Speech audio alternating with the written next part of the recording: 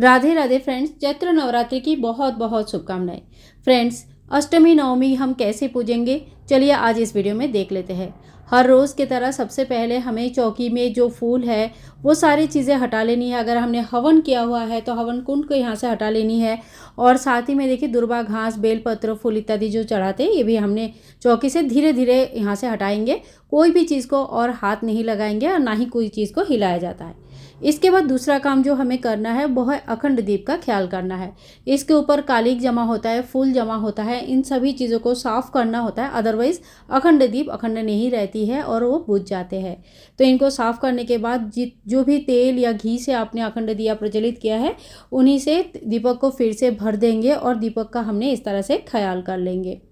दीपक के बाद हमें देखिए, चौकी में भगवान के जो जल हम रखते हैं, ये जल सूर्य नारायण को आप अर्घ दे सकते हैं या किसी भी पौधे में डाल सकते हैं। और फ्रेश जल हर रोज़ भगवान को देना है। और इसमें तुलसी मत डालिएगा क्योंकि यहाँ पे तुलसी नहीं डाला जाता है। इसके बाद देखिए, एक लोटा में मैंने गंगा जल भर के रखा है, इसीलिए रोज़ इस जल को मैं चेंज नहीं करती हूँ। अगर आप लोगों ने नॉर्मल जल से भगवान को स्नान कराते हैं तो शुद्ध जल ले लीजिए और फूल या दुर्वा घास या कूस घास के सहायता से भगवान को जल का छींटा देते हुए इस तरह से स्नान कराएंगे। सभी देवी देवता का नाम कहते हुए, सभी देवता को स्मरण करते हुए सभी को स्नान करानी है। इस तरह से देखिए सभी का स्नान करेंगे। और गंगा जल है इसीलिए मैं लोटा को जैसे है वैसे ही रख दूँगी। इसके बाद देखिए, सबसे पहले प्रथम पूज्य गणेश जी को पूजा करनी है। अगर आप कलावा डेली चढ़ाते हैं तो आप कलावा चढ़ा सकते हैं, और अगर डेली नहीं चढ़ाते हैं तो कोई बात नहीं, आप उस पार्ट को स्किप भी कर सकते हैं। इसके बाद देखिए, मेरे पास लाल चंदन है तो मैं सभी देवी देवता को चंदन का, लाल चंदन का, रोली का टीका करेंगे। और आप जिनसे भी टीका करते हैं, हल्दी से या रोली से या चंदन से, आप उनसे भगवान को इस तरह से टीका कर सकते हैं।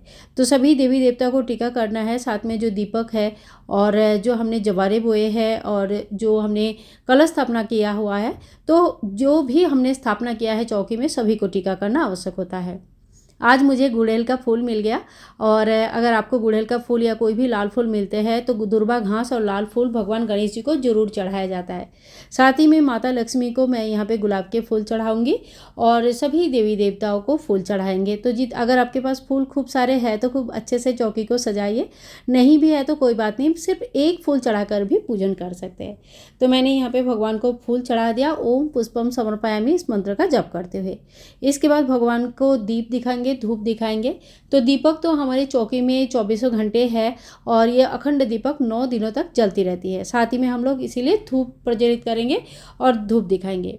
और ये देखिए, जवारे मैंने आप लोगों के साथ शेयर किया था, जवारे कैसे बोया जाता है, वही जवारे है। ये बहुत ही सुंदर जवारे आए हैं, आप सभी के सामने है। और इसको देखिए, फूलों की मदद से मैंने हल्का हल्का पानी दिया, बहुत ज़्यादा पानी नहीं देना है। इसके साथ ही जो दक्षिणा रेगुलर बेसिस पे आप चढ़ाते हो, चाहे कितनी भी हो, वो दक्षिणा हम चढ़ा देंगे। और रेगुलर बेसिस पे थोड़ी बहुत दक्षिणा हमें ज़रूर चढ़ानी चाहिए, भले ही आप एक दिन में ज़्यादा चढ़ाए या कम चढ़ाए। दक्षिणा चढ़ाने के बाद यहाँ पे मैंने हवन की तैयारी पूरी करके रखा है। और इसी तरह से हमारा सुबह का जो है ना पूजन शुरू करना है।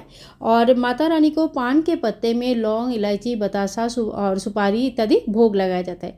अगर पान के पत्ते नहीं मिलते हैं या आपके पास नहीं है तो आप इस तरह से छोटी कटोरे में भी माता रानी को ये सारे भोग लगा सकते हैं।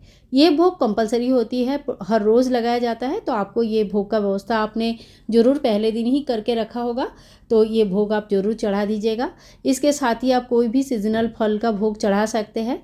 अष्टमी और नवमी के दिन पूरी, काले चना का सूखा सब्जी और साथ में हलवा का भोग जरूर बनाया जाता है और चढ़ाया जाता है। तो मैंने भी वो सारा भोग बनाकर माँ की चौकी में रखा है। और भोग रखने के बाद आपको करनी है हवन।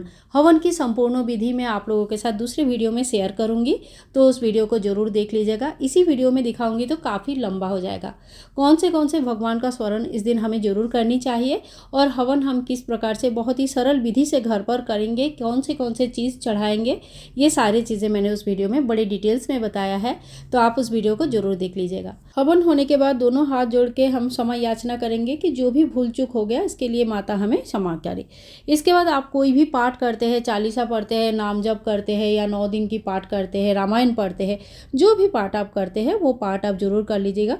दिन के हिसाब से पाठ कर रहे हैं तो देखिए, अष्टमी के दिन अष्टमी का पाठ किया जाता है, तो वो आप पाठ कर लीजिएगा। हाथ में एक फूल लेके पाठ करनी होती है और पाठ को भी हम हम हमेशा ही चौकी में ही रखते हैं ताकि पूजा के बाद हम आराम से पाठ कर सकते। जब हवन संपूर्ण हो जाता है तो उसमें बहुत अच्छा धुआं आता है। इस तरह से इस धुआं को पूरे घर में ज़रूर घुमानी चाहिए।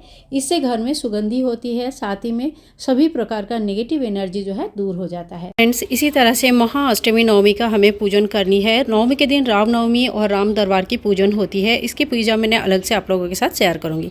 हवन होने के बाद, पूजा होने के बाद जब माता रानी को भोग चढ़ जाता है, इसके बाद हमें करनी है कन्या पूजन। आप जो भी कन्या पूजन करना चाहते हैं, वैसे कन्या पूजन करना बहुत अच्छा रहता है और हमें ज़रूर करनी चाहिए। कन्या पूजन को से पहले हमें पूजन यहाँ पे चौकी का पूजन जो हो जाना चाहिए, माता रानी को पहले भोग लग जाना चाहिए, हवन हो जाना चाहिए, आरती वगैरह सारी चीज़ें हो जानी चाहिए। इसके बाद देखिए कन्या पूजन के लिए यही भोग हम जो कन्या को थोड़ा थोड़ा देंगे और बाकी जितने भी भोग बना रखे हैं वो कन्याओं को दिया जाता है। साथ ही में बहुत सारा गिफ्ट्स दिया जाता है। कन्या को पैर धुलाया जाता है और सबसे पहले कन्या को आह्वान करें, पैर धुलाए, आसन पे बैठाइए। कोई पैरों में आलता लगाते हैं, नेल पॉलिश लगाते हैं और उसके बाद जो है ना कन्या को भोजन करवाया जाता है। तो पूरी, काला चना का सब्जी स्पेशल होता है इस दिन और साथ में हलवा बनता है। इसके अलावा आप लड्डू, मिठाई, कितना भी चीज़ों का व्यवस्था कर सकते हैं, चॉकलेट की व्यवस्था कर सकते हैं। बच्चों को जो भी पसंद है आप उस हिसाब से व्यवस्था कर सकते हैं। ठीक है। कन्या पूजन होने के बाद उनको एक चुनरी और कुछ गिफ्ट जरूर दीजिए, कुछ उसके साथ फल वगैरह दीजिएगा।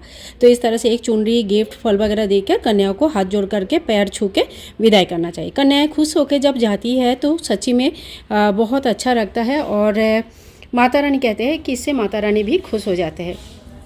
और इसके बाद देखो 10वें के दिन ये चौकी विसर्जन होता है। 10वें के दिन चौकी विसर्जन कैसे करना है, सामग्री का क्या करना है, इसका संपूर्ण डिटेल्स वीडियो मैं आप लोगों के साथ नेक्स्ट वीडियो में अपलोड करूँगी। आज का वीडियो अगर आप लोगों को पसंद आया है तो प्लीज़ लाइक कीजिएगा, शेयर कीजिएगा और चैनल को सब्सक्राइब जरूर करके रखिएगा। और देखिए जवारे कितनी अच्छे हुए हैं, बस मैं तो जवारे को निहारती रहती हूँ कि इतने अच्छे जवारे आया है, बहुत ही बढ़िया जवारे आए हैं। तो आप लोग भी इसी विधि से अगर जवारे बोओगे ना तो आपका भी देखो कितना बढ़िया जवारे आएगा। तो चलो वीडियो को यहीं एंड करती हूँ, मिलूंगी नेक्स्ट वीडियो में। तब तक के लिए हरे कृष्णा, राधे राधे।